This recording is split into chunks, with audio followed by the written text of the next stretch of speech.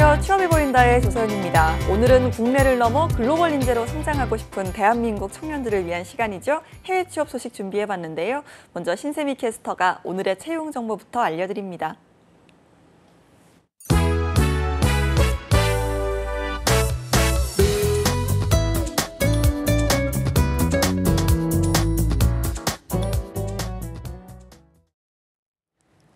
네, 안녕하세요. 취업 정보 알려드림의 신샘입니다. 오늘의 대기업 채용 소식입니다.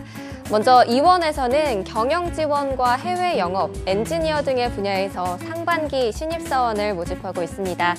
2019년 8월 졸업 예정자와 이미 졸업하신 분들 지원 가능하고요. 해외 영업의 경우는 어학능력 우수자를, 엔지니어 분야의 경우는 공학인증제도 수료자를 우대하고 있습니다. 지원서는 3월 30일 오후 6시까지 받습니다. HDC 신라면세점에서는 영업부문 신입사원을 모집하고 있는데요. 4년제 정규대학 졸업자와 졸업 예정자가 지원할 수 있고요. 토익이 800점, 신 HSK 5급 이상이어야 합니다. 지원서 마감은 4월 1일 오후 5시까지입니다. 그리고 LF에서는 정규직 전환형 학예 인턴을 공개 채용하고 있는데요. 2020년 2월 졸업 예정자 또는 이미 졸업한 분들이 지원할 수 있고요. 학점과 어학, 전공에 제한은 없습니다. 다만 2019년 7월부터 8월 사이에 8주간 인턴 근무가 가능해야 합니다. 지원서는 4월 2일 오후 6시까지 받습니다. 마지막으로 농협물류에서는 물류운영 계약직 사원을 모집하고 있습니다. 학력과 경력은 무관하고요. 이때 물류 관련 자격증 소지자를 우대하고 있습니다. 모집 기간은 5월 17일 자정까지입니다. 이상으로 취업 정보 알려드림의 신샘이었습니다.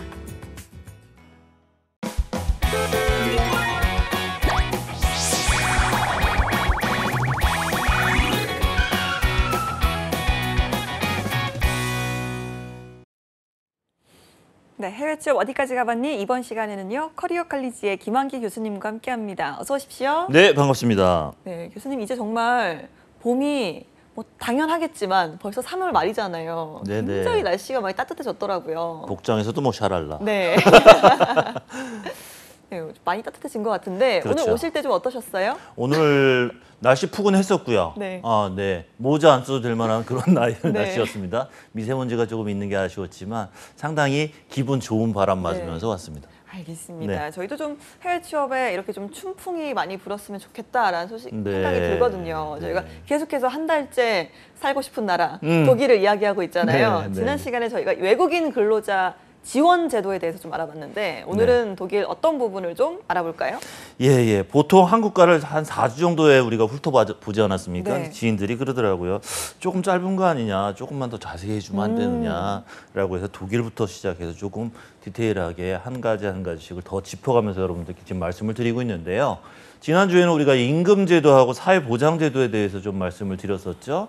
그러다가 나왔던 얘기가 직업훈련제도라는 얘기가 나왔었어요. 네. 그랬더니 도대체 직업훈련제도가 뭡니까? 그것 좀 자세히 좀 알려주세요. 한국에서 훈련도 받는데 독일에서는 어떤 훈련제도가 있나요? 그래서 오늘 그 직업훈련제도에 네. 대해서 좀 알아보려고 합니다. 네, 사실 이 직업훈련이라는 말 이전에 사실 도제식이라는 말이 있었잖아요. 그렇죠. 도제식 교육 이런 말이 네. 좀 많이 있었는데 독일 하면 사실 이런 부분이 굉장히 강점으로 또 꼽히는 나라이기도 하고요. 네, 도제교육이라는 얘기를 들어보신 분들은 익숙하신데 못 그게 뭐야? 이렇게 반응 보이실 거예요.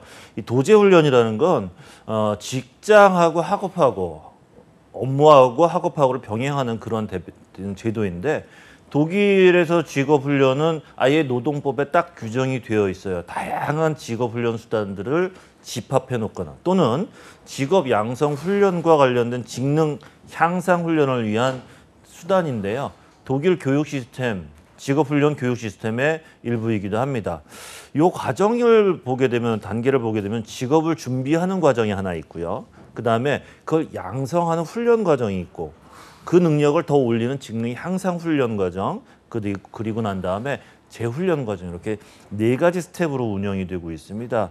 그래서 직업 준비 과정은 직업훈련법에 따라서 정부에서 인정하는 훈련 기관에서 이제 받게 되고요. 그에 상응하는 직업 양성 훈련을 수료하지 못한 사람들, 젊은 취약계층들을 주로 이제 그 대상으로 하고 있습니다. 직업교육 실시되어 있는 장소가 좀 명확하게 규정이 돼 있어요. 3군데 정도로 돼 있는데 첫 번째 장소는 모든 산업 분야, 사업장 내에서, 사업 내에서 또는 기관 혹은 가정으로 근로 현장이나 기업 내 실습장에서 운영을 할 수가 있습니다. 두 번째 장소는 직업 학교예요. 배우러 갈 수 있는 학교죠. 세 번째 장소는 위에서 말씀드렸던 2가지 제외하고 그 밖에 직업 교육을 따로 시켜주는 기관들이 있습니다. 학교 말고 별도의 기관. 요 3군데인데 시민대학 같은 곳이 그런 데 포함되죠. 3군데 장소를 정해놓을 수가 있습니다. 알겠습니다. 3곳의 직업교육기관 알려주셨는데요. 네. 이런 곳에서 이제 직업교육을 받으려면 따로 좀 필요한 절차가 있을 것 같습니다. 네. 독일 직업교육 신청하려면요. 어떤 분야로 취업해서 교육받을 것인지에 대해서 좀 미리 정하셔야 됩니다. 우리나라 청년들 많이 들으셨을 거예요. 지난번에도 언급한 것 같이 경기 일으키는 단어가 있거든요. 네 꿈이 뭐니? 예. 근데 최근에는 네 직무가 뭐니? 라는 그런 경기 나는 그런 질문을 많이 받는데요. 독일에서 직업 훈련 받으시려면 그 경기 나는 걸 결정하셔야 돼요.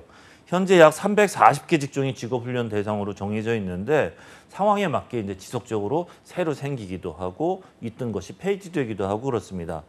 그 과정 3가지 중에서 진로 설정 과정, 진행 과정 중에서 진로 설정 과정에 대해서 좀 말씀을 드리려고 하는데 직업훈련 준비 과정입니다. 한 4가지 정도로 구분이 되는데 어학 준비를 먼저 좀 하셔야 돼요. 그 다음에 들어가고 싶은 회사를 결정하셔야 되고 그 회사에서 지원한 다음에 면접, 인터뷰를 거치시고 난 다음에 합격하시면 이제 기업 실습을 하게 됩니다. 여기서 가장 문제가 되는 것이 이제 어학 준비 과정이에요. 네. 독일 직업훈련에서 가장 중요한 게 뭐냐? 독일어 능력입니다. 어느 나라든 마찬가지겠지만 학력은 그닥 중요하지 않아요. 고졸 네. 이상 정도만 되면 됩니다. 대신 독일어 능력은 보통 이제 B2에서 C1 정도의 이상 수준을 요구하고 있고요. 그 다음에 어학이 어느 정도 갖춰졌다 하면은 자신이 희망하는 어디에서 근무할 건지 지역 정하고 회사 검색해서 이력서 제출하고 면접 보고 직업 교육을 받겠다는 계약을 체결하게 됩니다. 그리고 난 다음에 저 받아도 되나요? 라고 해서 상급 관련된 기관에서 허가를 득해서 진행을 하게 되죠. 그 다음에는 이제 기업 실습을 하게 됩니다. 직업 훈련하게 되면은 본인이 이제 직접 정보를 찾아가지고서 지원하는 경우도 있고요. 독일 현지에 이제 관련된 기관에다 의뢰를 해서 나 어디에서 훈련 받으면 돼요? 라고 해서 유학원이나 대행 기관에서 찾아주면 그곳에 지원하는 방법 둘 중에서 선택을 하실 수가 있습니다. 예, 이 과정을 통해서 일단 훈련 기관을 정하고 네. 다음 과정은 또 어떤 것들이 있을까요? 그 다음에는 이제 훈련을 진행하는 과정으로 점프업하게 되죠. 직업훈련 진행 과정인데 진행하기 위해서 이제 선결해야 될 게 있습니다. 아까 잠깐 말씀드렸는데요. 직업훈련생을 채용하고자 하는 기업의 의지도 굉장히 중요하기 때문에 고용주가 해야 될 게 있어요. 직업훈련 지원한 사람하고 직업훈련을 하겠다는 계약서를 작성을 체결해야 되고 그 계약서를 교부, 보관해야 합니다. 계약서에는 일반적인 근로자들과 유사한 내용이 포함되어야 돼요. 하루에 얼마 동안 훈련하겠다. 근무 시간이 아니죠. 훈련 시간. 그다음에 휴가가 있느냐 없느냐. 건강보험이나 고용보험은 가입시켜줄래 안 시켜줄래 이런 얘기 들어가야 되고 근로보험 내용도 명기되어 있어야 합니다.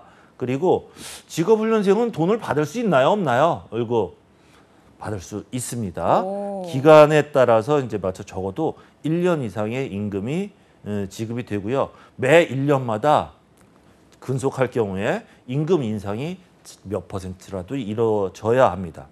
비자 신청과 관련돼서 물어보시는 분도 계셔요. 약 한 8에서 12주 정도 소요가 되는데 해당되는 유관 기관하고 외국인 관련 기관청, 노동청 이 3군데의 동의와 허락이 있어야만 비자 발급이 됩니다. 직업교육은 얼마나 받게 되나요? 보통 2년에서 3년 이하로 정해지게 되는데요. 원칙적으로 시작하는 날짜는 9월 1일자로 시작이 됩니다. 네. 해당 기간 동안에 대상별 시간별로 구분된 단계에 따라서 시행되고요. 수습이 있습니까 없습니까? 수습이 있습니다. 3개월에서 6개월 정도 수습 기간으로 정해지고요. 그다음에 수습 기간 중에 자유롭게 계약 나 그만할래요, 더 할래요 등등의 계약 해지도 가능해집니다. 뭐 전문적인 직업 활동을 하실 경우 또는 뭐 이후에 단계적인 그런 직업 훈련을 계속 할지에 대한 것들도 충분히 정하실 수가 있게 되는데요. 합의를 통해서 훈련 기간 산입하고 나중에 후발적인 직업 훈련도 계속 진행하실 수가 있게 됩니다. 알겠습니다.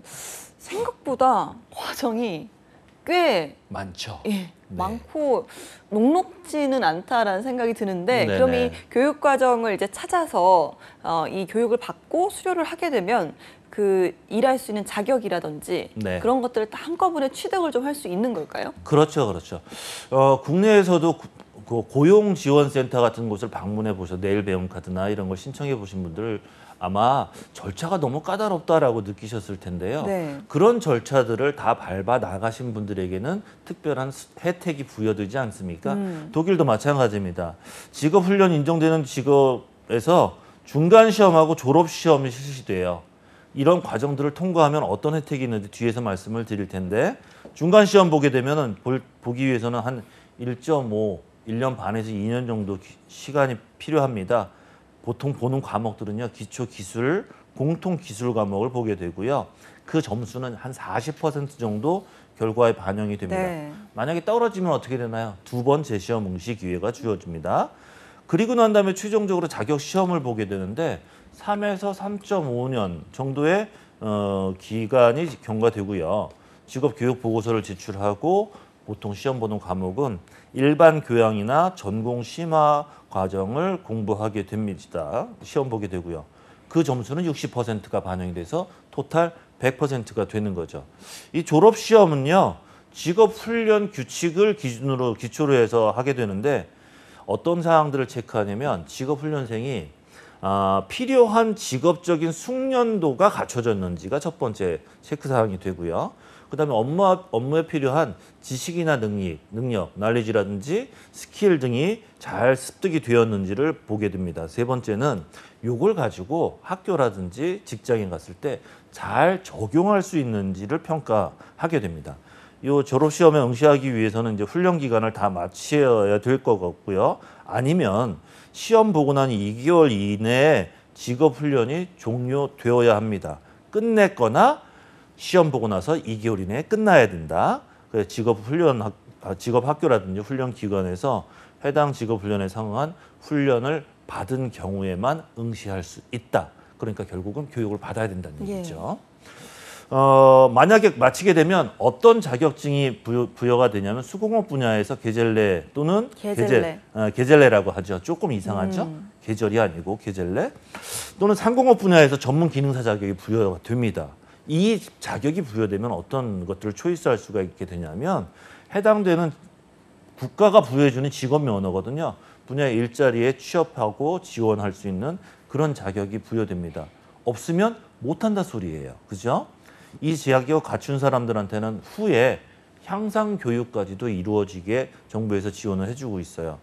향상 교육 받아갖고 테스트 통과한다 그러면 타이틀이 부여가 되는데 마이스터라는 얘기 많이 들으셨죠? 네. 마이스터 자격을 타이틀을 받으시거나 테크니커라고 하는 타이틀을 받으실 수가 있습니다. 요거 하게 되면 기존 회사하고 계속 재계약을 하거나 아니면 이직해서 마이스터 등의 향상 교육에 지속적으로 참여할 수 있는 자격이 부여가 됩니다. 예, 이야기를 들어보면 이 교육과정 자체는 좀 우리나라의 마이스터 고등학교도 생각이 나고요. 네. 직업학교랑도 좀 유사하지 않나라는 네. 생각이 드는데 더 이제 좀 역사는 길고 조금 더 오랜 시간을 이제 공부를 할 텐데 네네. 이 직업훈련 제도라는 것 자체를 좀 어떤 분들에게 추천을 하고 싶다. 이런 분들에게 좀 잘 맞겠다는 분들이 있다면 어떤 분들이 있을까요? 우리 조수연 아나운서 금방 말씀하신 것처럼 국내의 마이스터 고등학교라든지 뭐 이런 직업훈련 기관 말씀하셨던 그 용어들이요. 사실은 독일에서 진행되고 있던 직업훈련 제도에서 차용하여 사용했던 그런 단어들이 될 것 같아요. 독일 직업훈련 제도는요. 사회에 첫 발을 내디디려고 하는 예비 사회인의 전체적인 커리어 패스를 전부 구축할 수 있도록 시스템이 네. 구성이 돼 있어요. 그렇기 때문에 6개월이나 1년 정도나 인턴식으로 한번 일을 해볼래라고 하는 사람들도 얼마든지 지원해서 교육 받을 수 있고요. 아니면 나 아예 독일로 이민 갈래. 독일에서 살면서 그 나라에서 일자리 잡고 평생 세금 내면서 그 나라에서 일할래라고 하는 사람들도 이 커리어 패스를 교육 과정을 전체를 이수하셔도 굉장히 도움이 되기 때문에 예비 사회인부터 이민하고자 하는 분들에게까지 추천하고 싶습니다. 알겠습니다. 이제 다음으로 독일의 임금 제도를 좀 살펴볼 텐데요. 이 임금 제도 하면 사실 기본적으로 저희가 가장 먼저 중요한 숫자 최저임금 아니겠습니까? 그렇죠. 예, 독일의 최저임금 어느 정도일까요? 2015년 1월 1일 날 최저임금법을 개정을 했어요. 그래서 전체 산업 분야를 구분하지 않고 모든 산업 분야의 최저임금을 8.5유로로 정했었습니다. 한 10,000원 정도 되죠. 네. 근데 최저임금위원회의 제안에 따라서 2017년도에 한번 점프를 하게 됩니다. 사실 최저임금 올라가는 게 쉬운 작업이 아니거든요. 그래서 8.5에서 8.84유로, 한화로 따지게 되면 11,337원 정도 정하게 됐고요. 이 제도는 직업훈련생에게도 동일하게 적용이 됩니다. 다만 못 받는 사람들이 있어요. 1년 이상 실업 상태였다가 취업한 지 6개월이 안 된 사람. 두 번째, 18살 미만인 사람. 네. 세 번째, 고용 기간이 3개월 이내로 아주 단기간 근무하는 사람. 이런 사람들에게는 이 최저임금 제도가 적용되지 않는다라는 점을 주지하셔야 되겠습니다. 예, 예외는 좀 있지만 우리나라 최저임금이랑 비교하면 상당히 또 역시나 네. 역시나 높구나라는 생각이 듭니다. 그래도 또 직종별로 어느 정도 차이는 좀 있지 않을까요? 네, 조금 있을 수 있죠. 2016년에 독일 유명 잡서치 포털 사이트 스텝스톤이라는 사이트를 보시게 되면요. 16개 연방 주마다 조금씩 다른 차이가 있어요. 바이에른주 아시죠? 거기하고 헤센주가 가장 높은 연봉을 차지하고 있습니다. 직종 중에서는 뭐가 제일 높아요? 역시 우리나라도 적지 않은데 은행이나 금융권이 상위로 포지션하고 있고요. 수공업이나 호텔업 역시 하위권으로 차지하고 있는 것으로 나타났습니다. 화면에서 도표를 좀 참고하시면 우리가 뭐 대표이사가 될 건 아니지만 대표이사 정도 되면 유로 기준으로 12만 6천만 유로 조금 덜 되게 조금 부족하겠죠.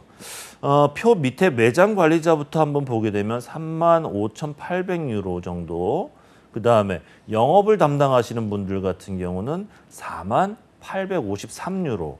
교육을 하시는 분들이 있죠. 3만 유로가 조금 안 되네요. 일반 사무직도 유사하게 3만 유로 조금 안 되고요.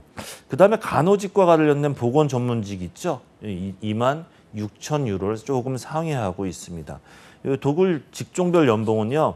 독일어 전용으로다가 되어 있는 사이트인데 gehalts.de라고 하는 사이트를 통해서 확인하실 수가 있고요. 방금 제가 말씀드렸던 건 2018년 9월 말 기준 해당 사이트에서 제시된 연봉을 보신 자료가 되겠습니다.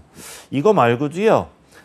글래스도어라는 사이트가 있는데 거기에서 들어가 보시게 되면 회사별로 직무별로 급여가 얼마나 되는지, 연봉이 얼마나 되는지 그 내용들을 자세히 보실 수도 있는 사이트가 구축이 되어 있어요. 뭐 따따따 기본이고 glassdoor.de 치시고 들어가시면 대략적인 급여 파악하실 수 있으니까 참고하시기 바랍니다. 알겠습니다. 임금만큼이나 또 중요한 게 이 추가 수당, 보너스 아니겠습니까? 이 부분도 좀 그렇죠. 짚어주시죠. 네. 독일에서 이제 연장 근로수당이라든지 뭐 이런 것들과 관련된 가산수당, 기초가 되는 임금이요. 보통 기본임금이라고 하거든요. 그 기본임금은 우리나라 근로기준법에 대입해서 보게 되면 통상임금이에요. 이것도 이제 공부하신 분들이 아니면 통상임금이 뭡니까? 라고 물어보시는데 여하튼 복리후생적인 금품은 정기근로수당에 된다면 기본임금에 포함돼서 보너스를 지급하는데 포함이 돼서 산정이 됩니다. 그런데 연장 근로를 한다든지 주말 근로를 한다든지 부정기적이잖아요. 할 수도 있고 안 할 수도 있고 이런 것 같은 추가 근무 수당은 정기상여금에 포함돼서 정규 급여가 아니기 때문에 특별 지급 금액으로 규정되기 때문에 기본임금에서는 제외되는 상여금으로다가 지급이 됩니다. 여기서 제가 문제 하나 낼까요? 우리나라에서 13번, 13번째 월급 뭐라고 알고 계신가요? 13번째 월급이요? 네. 예, 뭐 또 하나의 월급이라고도 하고 그렇죠. 연말정산 아니겠습니까? 그렇죠. 우리나라 직장인들에게는 연말정산이 있다면 독일 직장인들에게는 바로 연말정산이 아니고 크리스마스 보너스가 있습니다. 오, 네. 크리스마스 보너스. 크리스마스 보너스는 법 규정에 의해서 정해진 건 아니고요. 단체 협약에 의해서 지급 여부가 결정돼요. 그런데 이 정도 되면 단체 협약에 다 들어간다는 얘기예요. 보너스 금액은요.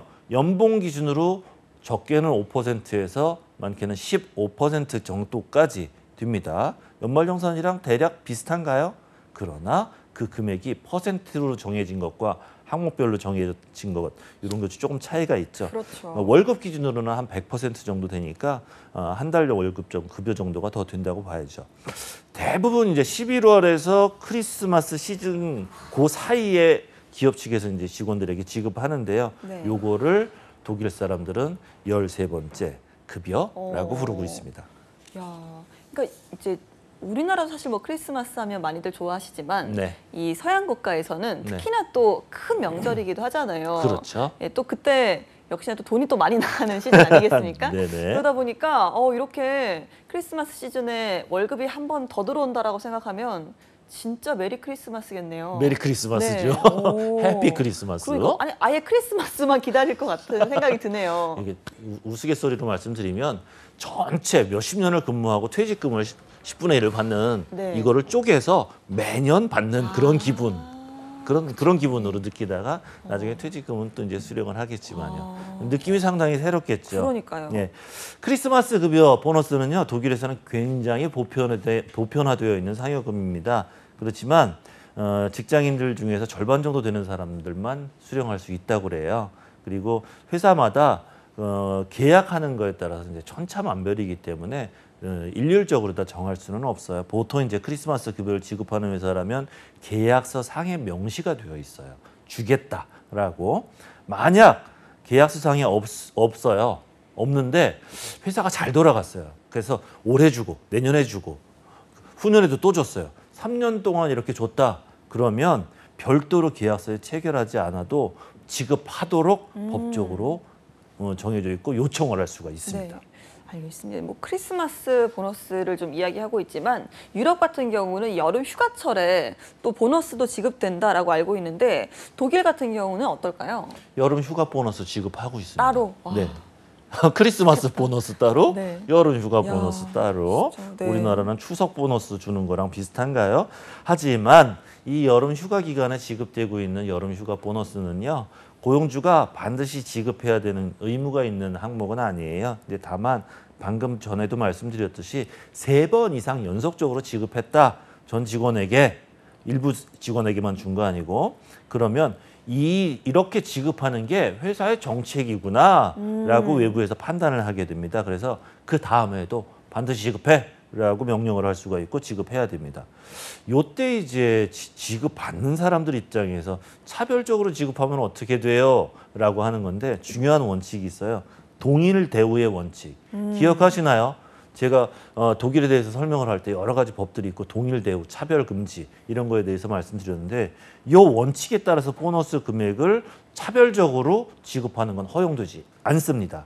다시 말하면 누군 주고 누군 안 주고 누군 많이 주고 누군 적게 주고 이렇게 임의로다가 정할 수 없이 크리스마스 보너스와 마찬가지로 정해 있게 딱 연봉 기준으로 다 지급을 할 수 있도록 되어 있습니다. 알겠습니다. 이 밖에도 또 추가적으로 지원되는 사항들이 있다면 어떤 게 있을까요? 네, 일반적인 복지가 좋은 국가들 같은 경우 대부분 지급하는 항목들인데요. 점심 식사비 줘요. 그다음에 자녀가 유치원 다닌다, 유치원 보조금 주고요. 교통 지원비도 줍니다. 차비 준다는 얘기예요. 그다음에 노후 보장 보조금 등이 이제 존재하는데요. 이렇게 지급된 보조금은 대부분 이제 세금이나 사회 보장비에서 공제 받으실 수가 있습니다. 알겠습니다. 이렇게 좀 독일의 임금 제도에 대해서 살펴봤습니다. 이번에는 또 사회보장제도 지난 시간에 잠깐 살펴봤지만 네네. 또 다른 부분 한번 살펴볼까요? 독일은 5대 제도를 운영하고 있어요. 실업보험, 연금보험, 그리고 산재보험, 의료보험, 간병보험 이렇게 5가지를 운영하고 있습니다. 사회복지국가 지향하는 국가 대표적인 국가의 하나인 독일에서는요. 비교적 이제 사회보장제도가 높게 책정이 되어 있고 잘 유지가 되어 있어요. 2001년 이후에 제기된 경제 전반 침체, 심화, 뭐 재정 적자 이런 것들로 인해서 2003년부터 어떤 이슈가 이슈가 되기 시작했냐면 아젠다 2010 구조개혁이라는 아젠다를 실시를 했습니다. 요거는 독일 사회보장제도를 위해서 임금 부대 비용의 비중은 유럽, EU 평균보다 낮은 수준으로 좀 내리겠다라는 이야기였어요. 특히 이제 사용자 부담 비중이 91년도에 39%대였는데 2003년도에 33.7%로 한 5.4% 정도 감소된 것으로 조사됐습니다. 알겠습니다. 독일하면 또 사회보장제도 기대를 안 할 수가 없거든요. 그렇죠. 좀 구체적으로 한번 살펴볼까요? 좀 복잡한 표가 될 수도 있을 텐데 독일 사회보장제도는 이제 항목별로 화면에서 보시는 자료를 참고하시면 좋을 것 같아요.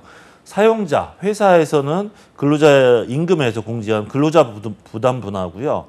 회사 사장이 내야 되는 사용자 부담금을 합한 종합사회보험료를 의료보험조합에 납부를 하셔야 됩니다. 다시 말하면 전체 사회보험에 대한 보험료 징수기관으로 역할로 의료보험조합이 수행하고 있는 거죠. 사회보험 부문에 있어서 저임금 부문은 원칙적으로요.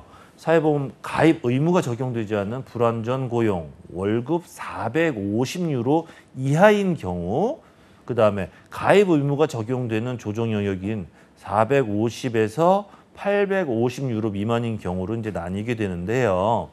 사회보험 법적인 관점에서 보게 되면 정상적인 근로관계는 월 지급 임금액이 한 850유로 이상인 근로관계. 그러니까 정상적인 근로는 한 달에 850유로 이상을 받는 사람이 정상 근로자다라고 판단하실 수가 있는 거예요. 그래서 사용자에 대해서는 근로자 임금 총액을 대비해서 보험료를 정하게 되고요. 그대로 적용하기 때문에 결과적으로는 이제 근로자하고 사용자하고 누가 더 많이 내나요? 사용자가 조금 더 많이 납입을 하시게 됩니다. 아까 보셨던 도표를 좀 더 자세히 참고해 주시면 되겠습니다. 알겠습니다. 저희가 사회보장제도 이야기가 좀 길어질 것 같아요. 저희가 네. 좀 더 다음 시간에 보다 네. 자세히 또 한번 파보도록 하겠습니다. 그래야 될것 함께해 같아요. 주신 커리어 칼리지 김한기 교수님 고맙습니다. 네, 감사합니다.